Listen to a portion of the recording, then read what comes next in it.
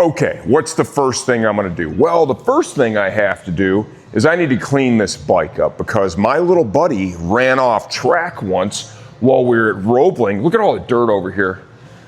He got my bike all dirty.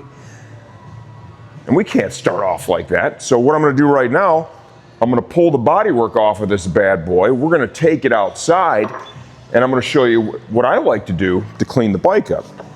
My preference is to not use a garden hose unless, of course, we've had a very serious off-track excursion that would involve like having like a whole bunch of track salad all up in my bike to where you just have to have a garden hose. So what I like to do for cleanups like this that are pretty minimal, I'm gonna use a garden sprayer, some Moto Wash. I think we got some Motool out there is what we're using.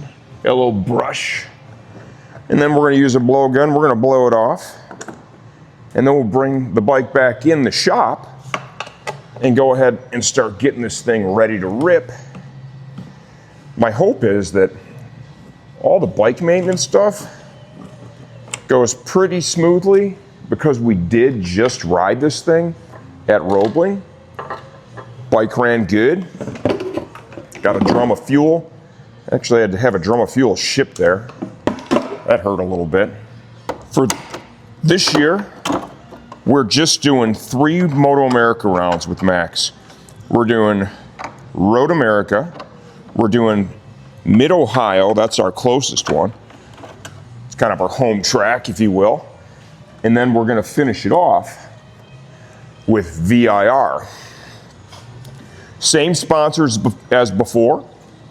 We've got our good friends at Precision Track Days, Two Wheel Dyno Works, Vortex Racing, SBS brake pads, Spiegler, Driven, Shoei helmets, RST race suits, Racer gloves,